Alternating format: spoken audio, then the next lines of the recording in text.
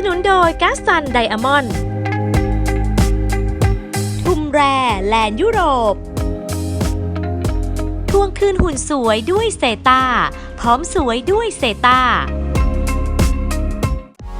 ฟันนี่ทริปฮอลิเดย์อยากชวนทุกคนเก็บกระเป๋าตะลุยยุโรปยูโร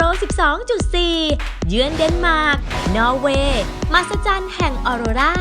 ดูแสงเหนือเมืองทรอมโซตอนเหนือของนอร์เวย์9 วัน 6 คืนราคาเพียง 78,888 บาทสอบถามได้ที่เบอร์ 02-896-1001-2 แล้วบินไปกับเราฟันนี่ทริปฮอลิเดย์ฟันนี่ทริปฮอลิเดย์อยากชวนทุกคนเก็บกระเป๋าตะลุยยุโรปยูโร 7.1 พิชิตแสงเหนือที่รัสเซียมูมันส์เซนต์ปีเตอร์เบิร์ก8 วัน 5 คืนราคาเพียง 59,999 บ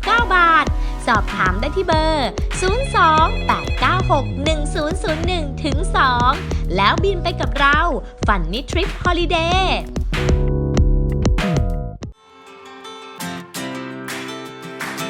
เรายังอยู่กันที่ประเทศฝรั่งเศสค่ะช่วงนี้จะพาไปกันที่ประตูชัยแห่งฝรั่งเศส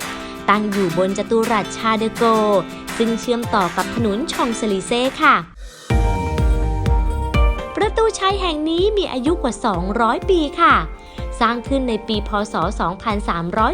2349ใช้เวลาสร้างยาวนานกว่า30 ปีเลยนะคะเราจะเห็นได้ว่าประตูชัยฝรั่งเศสมีรูปปั้นแกะสลักเป็นยุวชนเปลือยชาวฝรั่งเศสร่างกายกำยำเต็มไปด้วยเคราใส่ชุดเกราะแสดงถึงความกล้าหาญน่ายกย่องกำลังต่อสู้กับทหารเยอรมันรูปแกะสลักลอยตัวนี้เป็นสัญลักษณ์แห่งชัยชนะการปลุกใจรวมทั้งสดุดีการเสียสละแก่วีรชนทหารกล้าที่ทำเพื่อประเทศฝรั่งเศสค่ะต่อมาถูกตั้งให้เป็นอนุสรณ์ของทหารฝรั่งเศสในสมัยสงครามโลกครั้งที่ 1ซึ่งปัจจุบันยังเป็นสุสานของทหารนิรนามที่ทำเพื่อประเทศฝรั่งเศสอีกด้วยนะคะ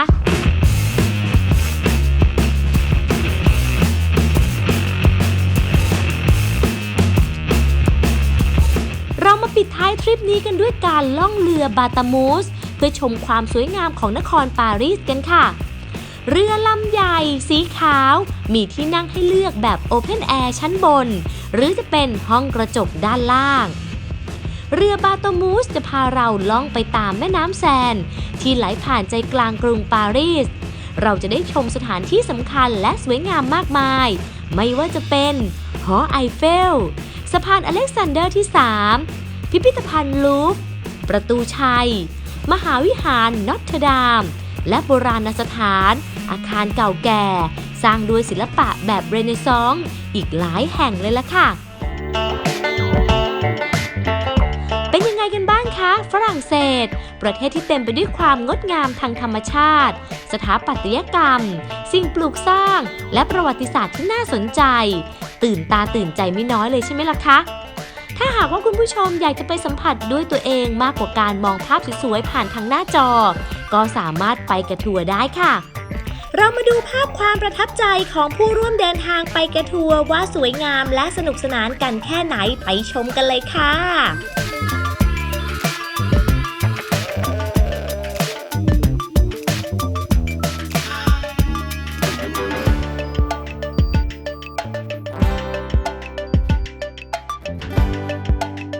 รายการไปกับทัวร์ต้องขอบพระคุณสปอนเซอร์หลักนะครับผู้หลักผู้ใหญ่ของเราเป็นอย่างมากนะครับฟันนี่ทริปฮอลิเดย์บริษัท VC Center Group สายการบิน Emirates Airlines ศูนย์เจรไนเพชรประเทศเนเธอร์แลนด์กัสซันไดมอนด์ขอบพระคุณมากครับฟันนี่ทริปฮอลิเดย์อยากชวนทุกคนเก็บกระเป๋าตะลุยยุโรปยูโร 12.2 เยือนสแกนดิเนเวียสวีเดนนอร์เวย์เดนมาร์ก8 วัน 5 คืนโดยสายการบินเอมิเรตส์เริ่มต้นเพียง 58,888 บาทสอบถามได้ที่เบอร์ 02-896-1001-2 แล้วบินไปกับเราฟันนี่ทริปฮอลิเดย์ฟั Funny Trip Holiday อยากชวนทุกคนเก็บกระเป๋าตะลุยยุโรปยูโร 10.7 เยือนเยอรมัน ออสเตรีย เช็ก สโลวาเกีย ฮังการี 9 วัน 6 คืน เที่ยวเมืองสุดหรูแต่ราคาประหยัด เริ่มต้นเพียง 42,999 บาท สอบถามได้ที่เบอร์ 02-896-1001-2 แล้วบินไปกับเรา Funny Trip Holiday